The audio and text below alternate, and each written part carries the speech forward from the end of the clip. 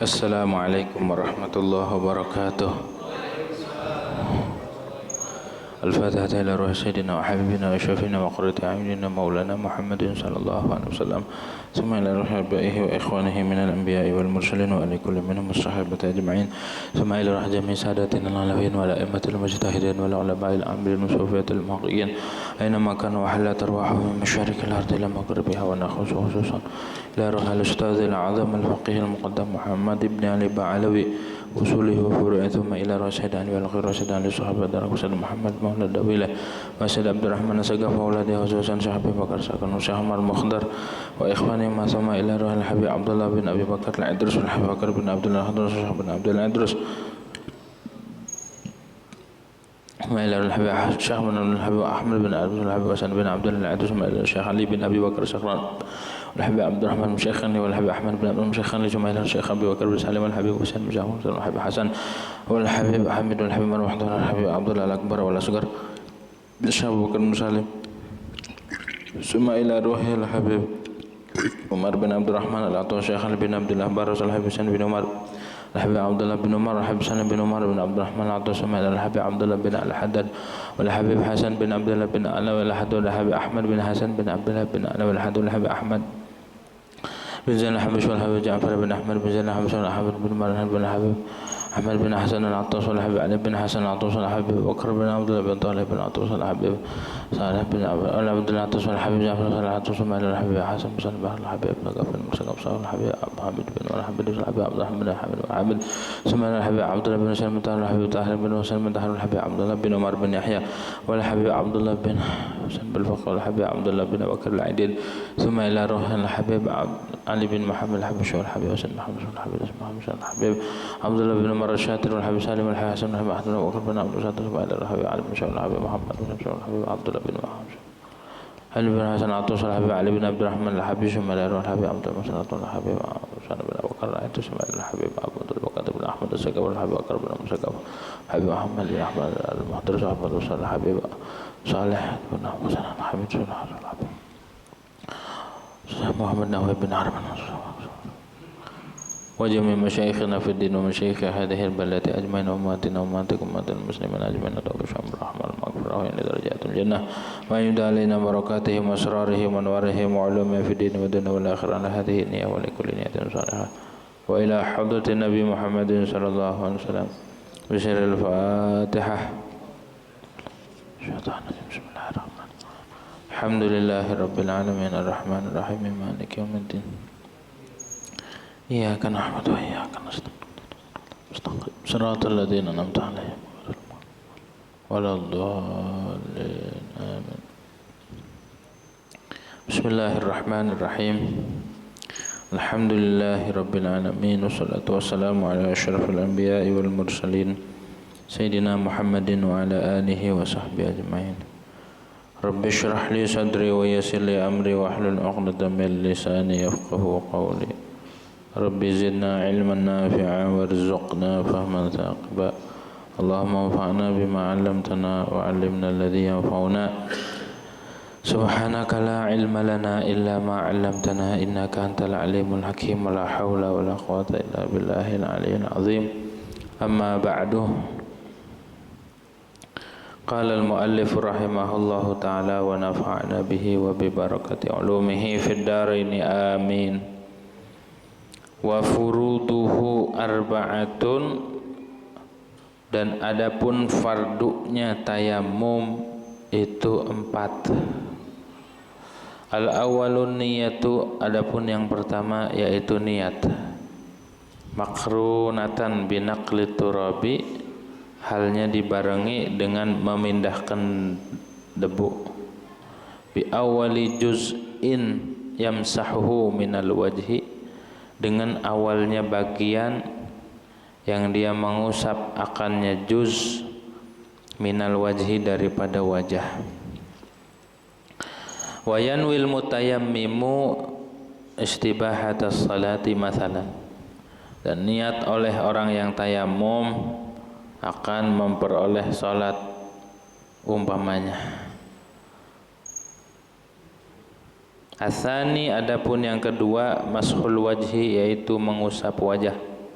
tulan panjang, wa ardon dan lebarnya wajah, hatta al-muqbila min anfi atau hatta al-muqbili, sehingga yang bagian depan dari hidung dia, wa syafataihi dan dua bibirnya.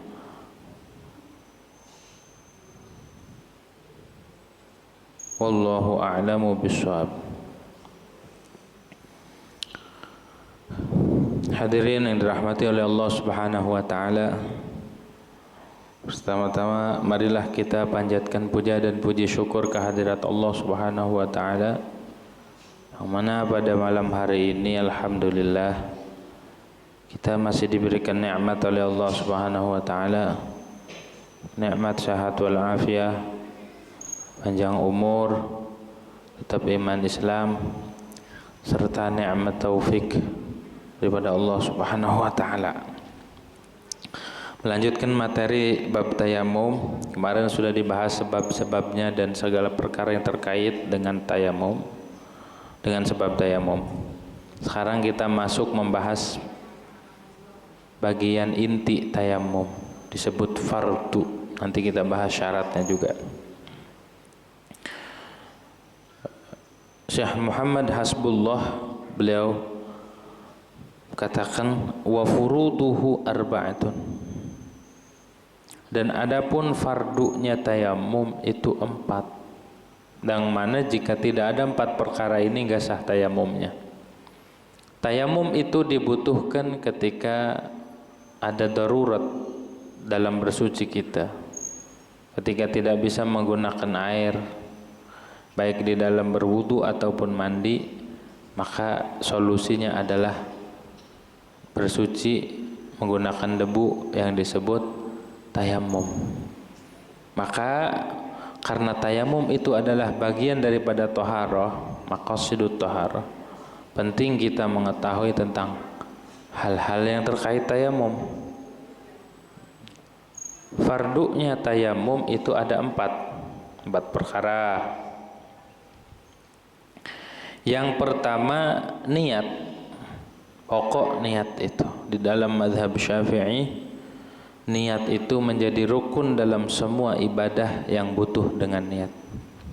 Sholat, wudu, mandi, puasa, haji, seluruh perkara-perkara yang butuh dengan niat, maka jika tidak diniatkan di awal maka tidak sah ibadah tersebut.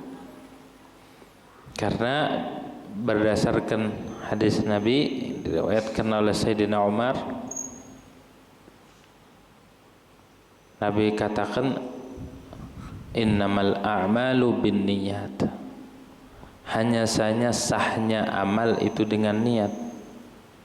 Ditakwil oleh madhab Syafi'i, oleh Imam Syafi'i, maknanya innamal a'mal ay sihhatul a'mal binniyat, sahnya amal itu dengan niat. Kalau enggak niat enggak sah. Maka dari itu niat menjadi rukun. Niat tuh di hati, niat sudah dibahas. Niat itu tempatnya di hati, bukan di mulut. Walaupun mulut mengucapkan niat 1000 kali, kalau hatinya tidak hadir maka tidak sah.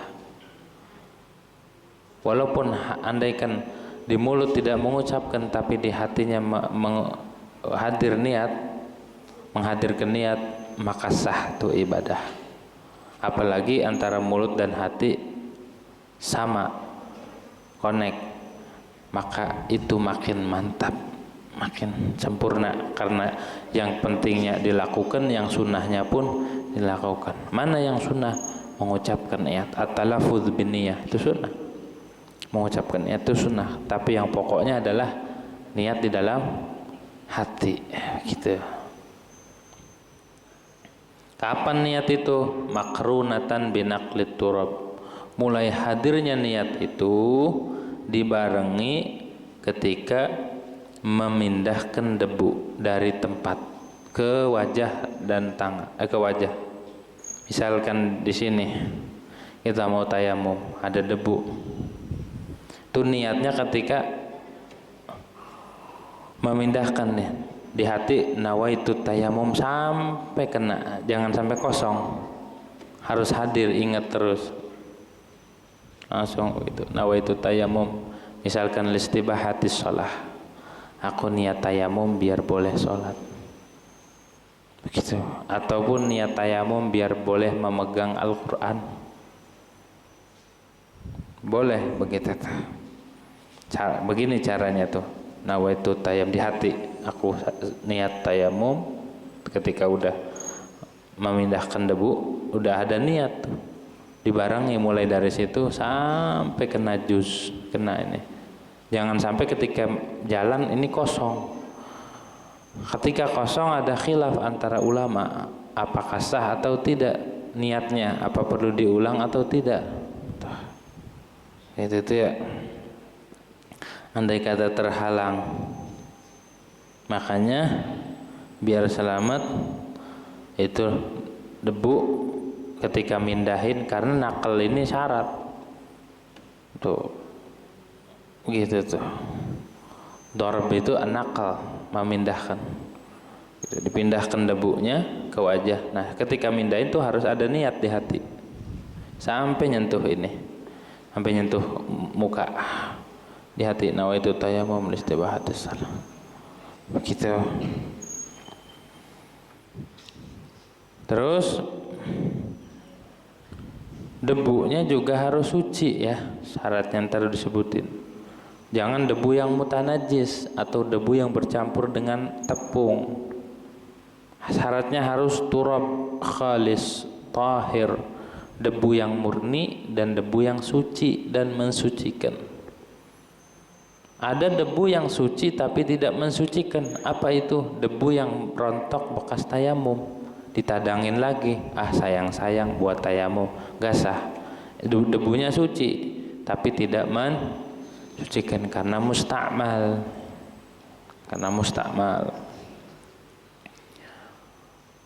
Ada debu yang mutanajis, debu yang kena air kencing, mutanajis, gak boleh. Syaratnya itu debunya debu yang murni, debu yang suci dan mensucikan. Gak boleh kecampur pakai yang lain, harus debu tulen. Satu tuh, dibarenginya dengan memindahkan. Yang penting ketika kita mukulin tangan ke, ada niat tuh. Dan ketika nempel di sini, wabi awwali juz'in, dan dibarengi dengan awalnya juz dari wajah yang kita usap. Misal ini yang kita usap, yaitu dia.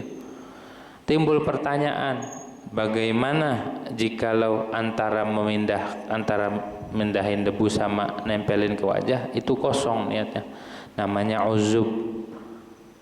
uzubun niat, terhalang niatnya. Tapi ketika di sini hadir lagi niat, maka ada yang bilang tidak apa-apa, ada yang bilang yadur, mudarat dan butuh menghadirkan niat ulang. Maka dianjurkan menurut ulama yang mengatakan yadur, disyaratkan istidamatuha, mendawamkan niat mulai dari memindahkan sampai itu hatinya hadir terus. Nama itu begitu tuh. Yang penting ketika di sini juga harus niat lagi gitu. Itu ya, bi awali juz'in yamsahuhu minal wajh wala yadurru uzubuha bainahuma 'alal mu'tamadi, dan tidak mengapa terhalangnya niat antara naql dan antara mashul juz. Menurut Imam Ramli, andai kata kita memindahkan debu dan di situ kita niat, kemudian di sela-sela kita memindahkan kita kosong dari niat, tapi ketika di sini niat lagi hadir, aku niat tayamum, tidak mengapa, kata Imam Ramli. Kata Imam Ramli tidak mengapa. Menurut Imam Ibnul Hajar, menurut Imam Ibn Hajar Al-Haytami, itu yadur, itu mempengaruhi hingga dia harus hadir ulang niatnya di tengah-tengah tuh, harus ingat lagi. Kata Imam Ramli nggak apa-apa, nggak ingat juga, yang penting ketika di sini hadir. Kata Imam Ibn Hajar nggak boleh, harus ingat, harus ulang lagi niat di sini, ngulangin, diingetin lagi, sampai ini. Begitu tuh ya. Menurut Imam Ibn Hajar yadur, menurut Imam Romli tidak mengapa, terselang antara memindahkan dan antara wajah. Nah, bagaimana konsekuensinya? Emang ada apa yang ditimbulkan dari perbedaan ini? Timbulnya fa in ahdatsa bainahuma lam taqfin niyatu illa ayyanwiya qabla mumasati turabi lil wajhi. Maka jikalau dia berhadas antara naqlu turab dan antara awal juz, ketika memindahkan di sela-sela memindahkan dia kentut ataupun hadas, maka gimana? Lam taqfin niyah illa ayyanwiya, maka tidak cukup niatnya kecuali sebelum tanah ini menyentuh wajah dia hadir kembali menghadirkan niat, maka itu cukup. Ya, ketika kita memindahkan di tengah-tengah jalan dia kentut, maka tidak cukup karena batal kan ibadahnya. Maka harus mengulang kembali niat di hati sebelum menyentuh wajah. Begitu tuh. Fa in ahdatsa bainahuma lam taqfin niyatu illa ayyanwiya qabla masit turabil wajh. Apakah butuh mindahin balik memindahkan ulang? Artinya kita butuh ngulangin lagi, ambil enggak butuh. Enggak perlu. Wala yahtaju ila naqlin jadidin, tidak butuh memindahkan kembali. Tidak butuh pada nakal, karena udah diangkat debunya, cuma dia hadas. Ketika hadas apa balik lagi? Biar enggak hadas ketika niatnya, enggak usah. Yang penting sebelum menyentuh wajah dia niat lagi di hati, bukan niat yang pertama tadi, karena udah batal tadi. Kayak orang niat wudu batal, ya udah niat balik gitu. Itu sama antara Ibnu Hajar dan Imam Romli, tidak butuh mengulang. Mau Ibn Hajar dan Imam Romli dalam hal ini tidak butuh mengulang katanya. Kenapa harus niat? Li'anna niyata qad batalat, karena niatnya itu telah batal.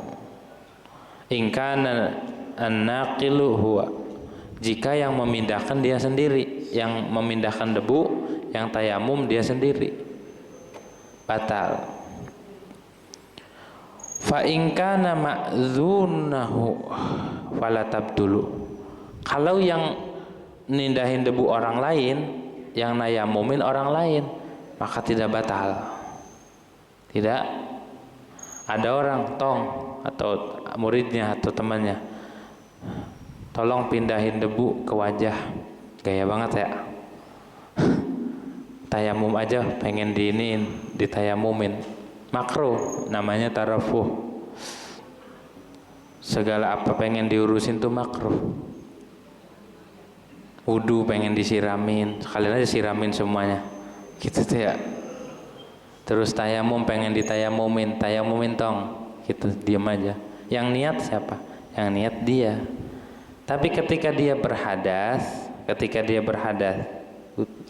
karena yang mindahin orang lain, maka niatnya enggak batal, orang yang dia mindahin. Gitu, aku niat tuh, dia yang niat dia juga kan. Yang hadas, siapa yang hadas? Enggak butuh niat lagi, gitu. In kana naqilu fa in kana ma'dunuhu fala tabtulu. Enggak batal, karena yang mindahin dengan yang niat berbeda. Maka enggak batal niatnya. Tuh agama ya sampai segitunya tuh ngatur. Terus bagaimana niatnya? Wa yanwil mutayammim mustibahatas salati masalan. Dan niat oleh orang yang tayamum akan memperoleh salat umpamanya. Ini salah satu contoh aja. Istibahatus shalah masalan, contohnya salat. Kalau dia mau salat, wudu, dia enggak bisa nggunain air tayamum, maka niat tayamumnya adalah nawaitu tayamum listibahatis shalah. Begitu. Nawaitu tayamum listibahatis shalah. Langsung ditepuk sampai sini masih harus merata, harus kena semuanya. Begitu. Jangan niatnya menghilangkan hadas, karena tayamum itu tidak menghilangkan hadas. Tayamum nggak ngilangin hadas, cuma meringankan saja. Yang tadinya nggak boleh jadi boleh. Orang sholat nggak pakai wudhu boleh nggak? Boleh nggak? Nggak boleh, haram. Walaupun siapa orangnya, kalau nggak pakai wudhu tetap nggak boleh, haram. Bahkan kalau sengaja-ngaja dia membolehkan, menghalalkan, maka murtad. Nggak apa-apa sholat nggak pakai wudhu, murtad. Nggak boleh main-main. Agama mah harus ikut aturan. Bukan punya kita, agama mah punya Allah dan Rasul. Jadi kalau mau mengamalkan itu jangan semaunya kita. Harus ngaji dan biar sesuai dengan tuntunan Allah dan Rasul serta para ulama yang rasikh. Gitu tuh, nggak boleh semaunya kita. Agama itu bukan berlandaskan logika. Agama itu semuanya wahyu. Mau tayamum, mau wudu, mau mandi, mau sholat, semuanya wahyu itu. Semuanya itu aturan langit, aturan wahyu, bukan aturan manusia, tapi ada aturan Allah Subhanahu wa Ta'ala. Begitu tuh. Maka nggak boleh sembarangan. Kita aja kalau mau masuk istana nggak boleh sembarangan, pakainya kudu rapi, pakai sepatu, pakai kaos kakinya nggak boleh selang-seling, gitu. Karena kalau kaos kakinya selang-seling disangka orang gila nih, masuk istana, begitu tuh. Apalagi mau ke Allah, harus ada jenjangnya, aturannya begini. Nah kita ngaji itu bukan buat pinter, bukan buat apa-apa, biar sesuai dengan tuntunan Allah dan Rasul.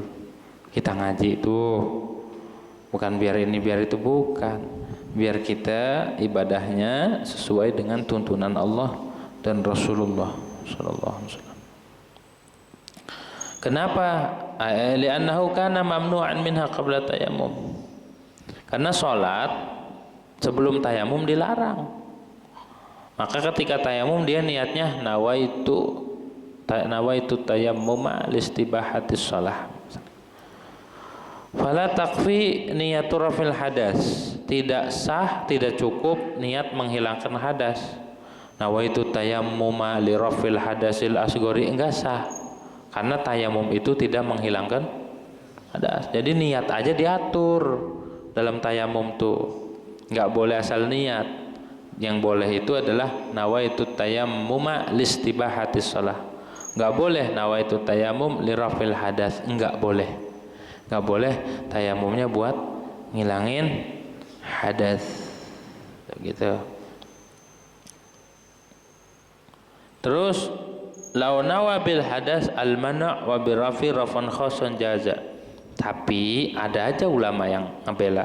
Andai kata dia niat dengan ngomong raful hadas tuh, yang dimaksud hadas adalah makna tercegah, terhalangi.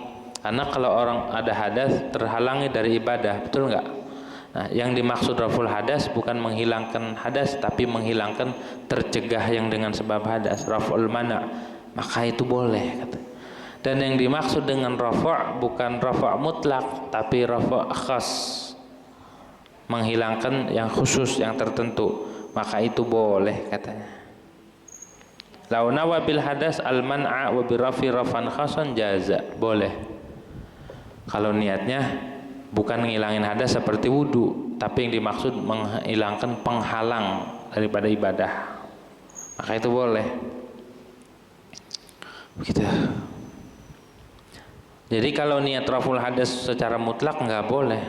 Li'anna tayammuma la yarfa'u, karena tayammum itu tidak menghilangkan hadas. Makanya niatnya jangan raful hadas. Nawaitu tayammuma listibahati nahwis shalah. Juga tidak boleh niatnya nawaitu fardhat tayammumi, enggak boleh. Kalau di dalam wudu boleh nawaitu fardhal wudu atau nawaitu wudu al mafrud, boleh. Kalau dalam tayammum enggak. Kenapa enggak boleh? Li'anna tayammuma taharatun darurah, taharatu daruratin la yasluhu ayyakuna maqsudan. Karena tayamum itu tayamum itu adalah bersuci darurat, artinya bukan secara zatnya langsung dia itu dituju, dia mah pengganti. Nggak ada orang sekonyong-konyong saya mah tayamum aja nggak mau wudu, nggak boleh. Tayamum itu dilaksanakan ketika darurat, nggak ada jalan lain, mau wudu susah, nggak ada air, atau ada air tapi tangannya sakit, anggota wudunya sakit, maka tayamum. Jadi tayamum mah wudu toharoh darurat, hingga tidak boleh dimaksud. Dan tidak boleh orang kucuk-kucuk datang mau sholat maghrib, orang-orang pada wudu dia mengambil debu. Emang apa bang? Saya mau tayamum aja, nggak mau wudu. Lah nggak boleh. Kata siapa? Iya nggak boleh, karena nggak ada uzur. Tayamum itu dilakukan harus ada sebab. Begitu. Ini nggak ada sebab, nggak ada apa langsung tayamum. Jadi tayamum toharoh darurat. Ibarat pemain mah pemain cadangan. Gitu. Pemain cadangan dipakai kalau yang ininya nggak bisa, cedera, baru dipakai. Cadangan serep namanya. Toharoh serep namanya toharoh serep, toharoh darurat, ban serep, kayak ban serep. La yasluhu ayyakuna maksudan li nafsih, tidak patut bahwa tayamum dimaksud dengan zatnya. Khilafan lil Hanafiyati, berbeda dengan ulama ya, madhab Hanafi. Menurut madhab Hanafi tayamum itu maksudan li dzatih, dimaksud. Kalau dalam madhab Syafi'i enggak, dia mau darurat, dibutuhkan ketika ada darurat, kalau enggak ya enggak. Gitu. Tuh hal-hal yang terkait dengan niat tayamum. Itu ya, hal-hal yang terkait dengan kalau dia niatnya fardu tayamum tuh lau nawabihi al fardal ibdali lal asli sahha. Yang dimaksud fardu, kalau dia niatnya begini, nawaitu fardu tayamum, aku niat fardu tayamum, cuma fardu yang dimaksud bukan fardu asli tapi fardu pengganti wudu, maka itu mesah. Kata Imam Ibn Hajar, ada aja ulama yang ngebela begitu. Kalau ngaji mah tahu, dikomen lagi. Kalau nggak ngaji kan nyalain, kalau ngaji nggak gampang nyalain orang, begitu. Boleh katanya tuh ya, sahha raji' tuhfah, itu di kitab tuhfah. Wa qawluhu fardut tayammum awi tayammum mahalluhu idza lam yudhifha li nahwi shalah wa illa jaza. Dan ucapan musannif boleh niat fardu tayammum, nawaitu fardu tayammum atau nawaitu tayammum, itu juga boleh selagi dia tidak sandarkan buat sholat. Nawaitu fardu tayammum li shalah, enggak sah kalau disandarkan buat sholat. Kenapa? Karena sholat harus pakai wudu, bukan pakai tayamum. Tayamum digunakan ketika tidak bisa wudu atau tidak bisa menggunakan air. Begitu. Kalau disandarkan bagi sholat, maka tidak boleh. Begitu. Mahalluhu idza lam yudhif li nahwi shalah wa illa jaza. Kalau dia tidak disandarkan kepada umpama sholat, maka boleh. Karena yang dimaksud fardu di situ adalah fardu pengganti, bukan fardu asli. Kita undur Bujairami, lihat di kitab Bujairami wa Abdul Hamid ala Tuhfah. Lakinna qala al-Qurdi aidan annahu la yakfi wa in adhafaha ilaih wallahu alam. Tapi Imam Qurdi mengutip juga bahwa tidak cukup niat begitu tuh. Wa in adhafaha ilaih, walaupun disandarkan kepada sholat. Nah, itu tuh, walaupun tadi boleh kita niat fardu tayamum kalau disandarkan pada sholat. Kalau enggak sah itu kalau tidak disandarkan pada sholat, yang menurut Imam Ibn Hajar. Kalau disandarkan pada seumpama sholat maka boleh. Itu menurut Bujairami, Abdul Hamid ala Tuhfah. Tapi menurut Imam Qurdi, walaupun disandarkan kepada sholat, nawaitu fardu tayammum li sholah, tetap enggak kata Imam Qurdi, enggak cukup begitu tuh. Ulama sampai segitunya ya bahas masalah tayamum.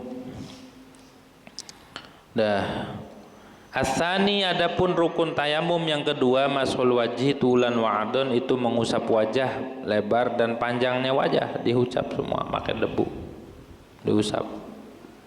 Harus kena semua yang namanya wajah kayak di dalam wudu. Kalau tidak terkena tersapu oleh debu maka tidak sah tayamumnya. Begitu. Tulan wa'ardan hatal muqbila, atau hatal muqbili boleh, sehingga yang ada di depan, min amfihi wa syafati, baik hidung dan juga dua bibir harus kena debu. Kalau enggak sah tayamumnya. Jangan asal-asalan tayamum, asal kusak-kusak aja begitu tuh. Juga tayamum itu harus ditipisin dulu debunya, tiup. Jangan ini mau tebel, akhirnya apa, kayak medi jadinya kan tayamum, karena kagak ngaji. Tayamuman debunya buset kayak medi begitu tuh ya. Orang ditipisin begini nih, tiup dulu baru asal kena debu begitu. Jangan, nggak usah pakai kumur, jangan berkumur, kumur pakai debu mah. Nah itu mampus pakai debu. Di sholat langsung pada sakit. Makanya kudu ngaji gitu tuh ya. Nggak perlu berkumur. Kumur mah kalau wudu, kalau tayamum nggak perlu. Gitu. Harus kena tuh. Juga legokan yang ada di bawah hidung ini harus kena debu. Jangan sampai ditinggalin, harus kena debu. Wa hatta zahiril mustarsilih, juga harus kena debu zahir jenggot dia yang terurai. Harus kena kalau ada jenggotnya. Dan bulu-bulu yang ada di wajah. Dan tidak disyaratkan yakin sampainya debu kepada seluruh anggota. Nggak mesti kena belum ya, karena yang penting udah kuat prasangka bahwa debu itu sudah mengenai semua anggota. Bal yakfi ghalabatu dhanni wa la yajibu isalu turabi ila manabiti sya'ri.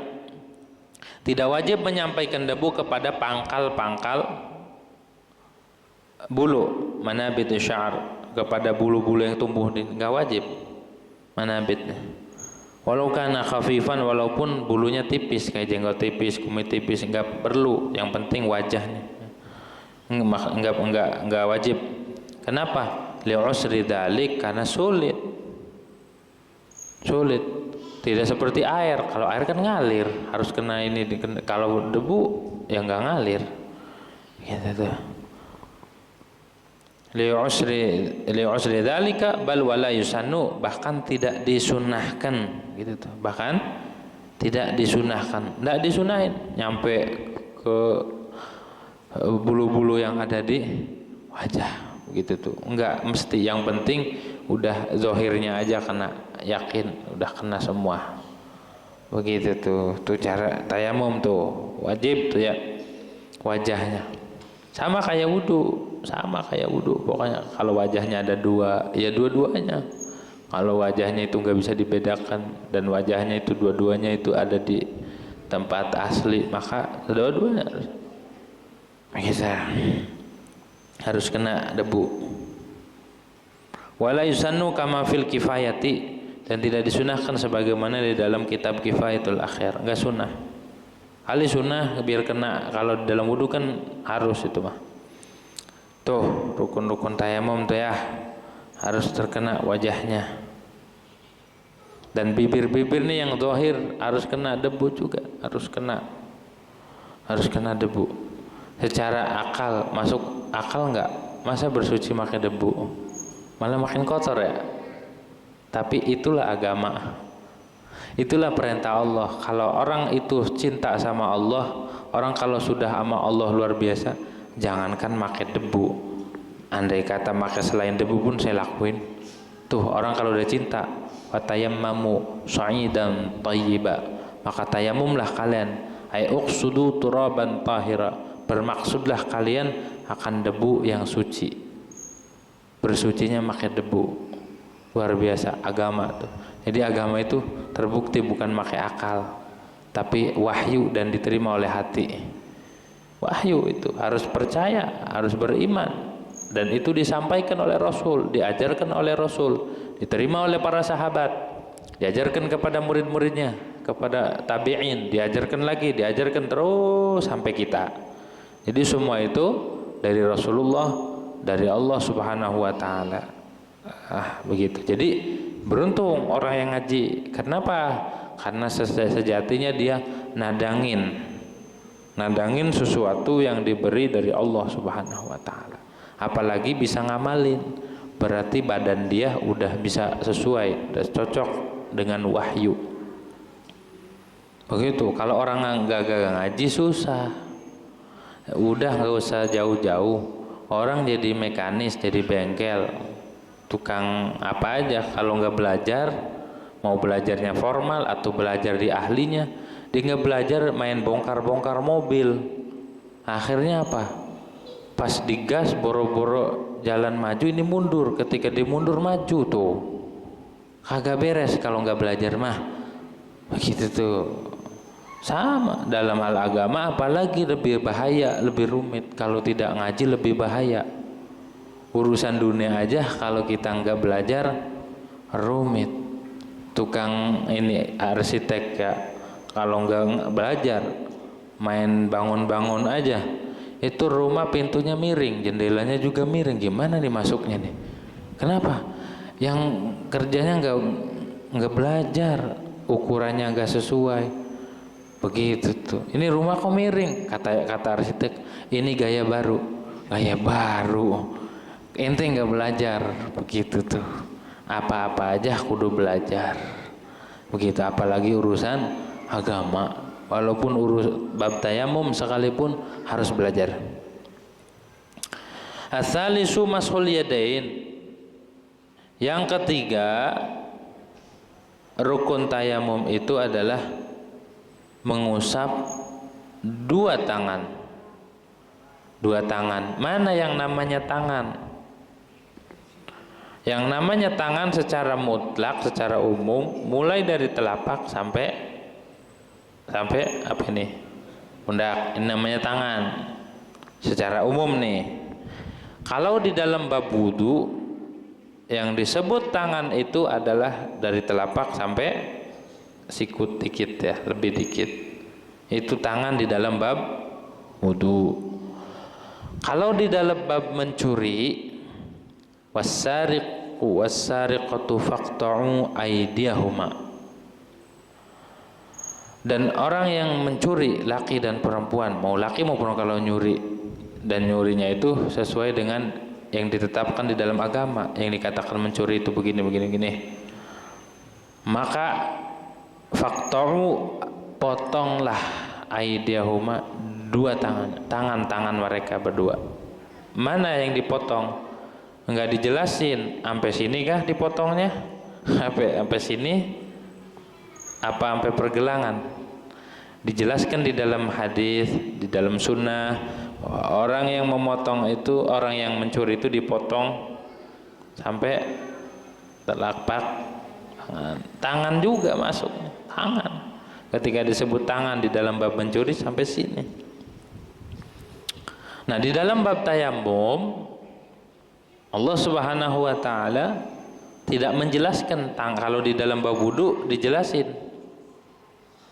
Fagsilu wujuhakum wa aydiyakum ilal marafiq.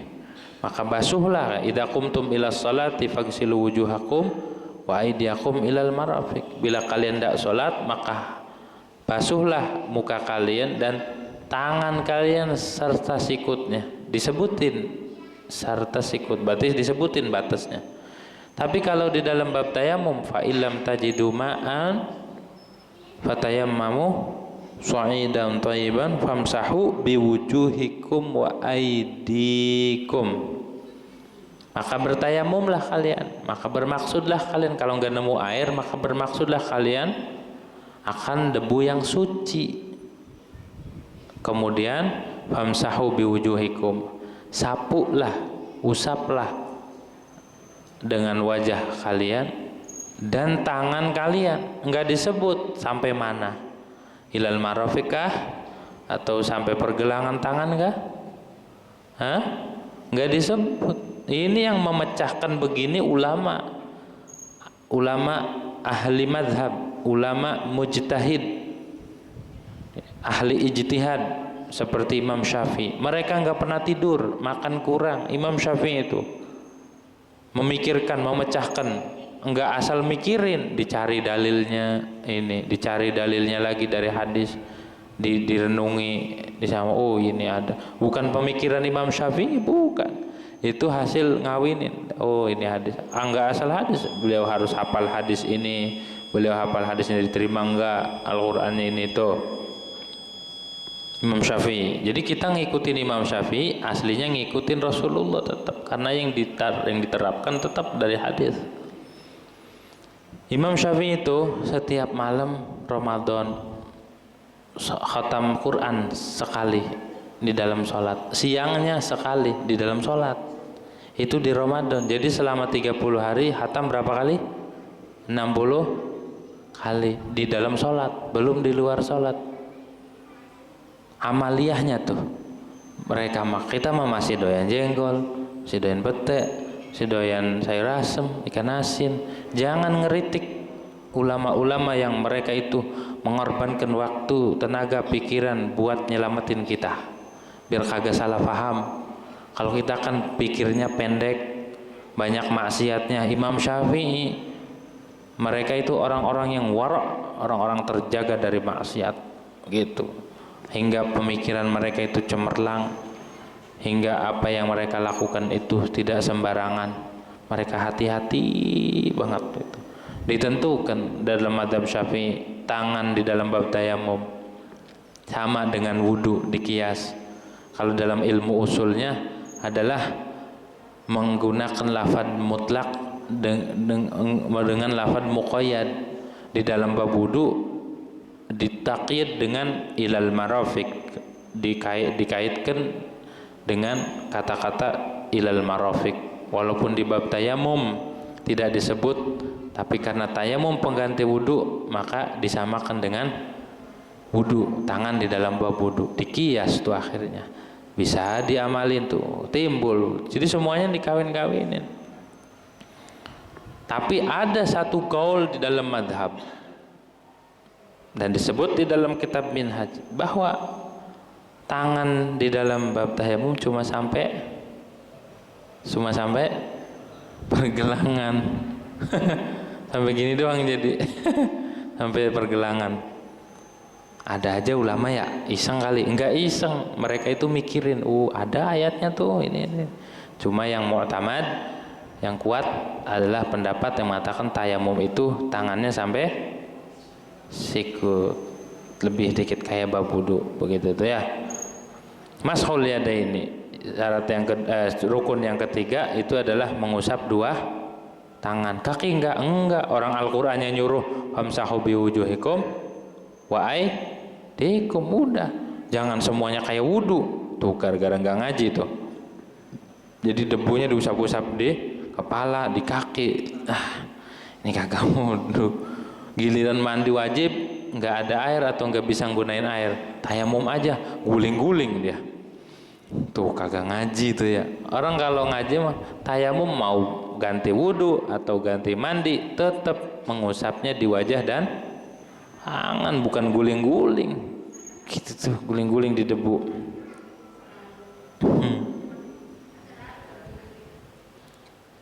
Ma'al mirfaqa ini beserta dua sikut. Dikit lagi ntar. Ma'al mirfaqa, dah segitu aja pas nih. Wa yajibu isalu turabi, dan wajib menyampaikan debu ilama tahtal azfar, sampai bawah kuku, harus kena debu nih.